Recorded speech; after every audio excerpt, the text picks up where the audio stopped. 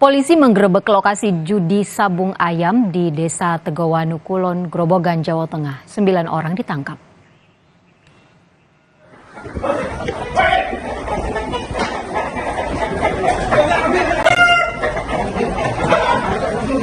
Inilah detik-detik penggerebekan judi sabung ayam di Desa Tegowanu Kulon, Grobogan, Jawa Tengah. Sejumlah orang di lokasi sabung ayam langsung lari tunggang langgang setelah melihat kedatangan aparat Polres Grobogan. Dari hasil pengejaran, 9 orang yang diduga pelaku ditangkap.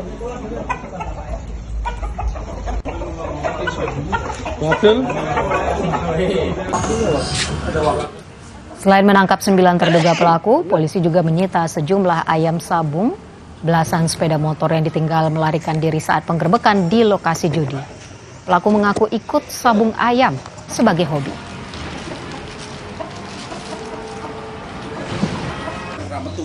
Hobi adu ayam. Sekedar hobi ya Pak. Hobi.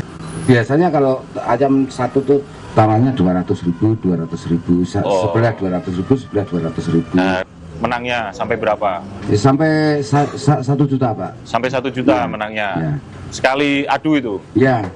Sekali adu? Ya. Berarti Teman itu yang pinggiran tuh Pak. Yang pinggiran? Ya. Kalau yang pemainnya? Yang pemainnya cuma 200 itu Pak. Oh gitu? Ya.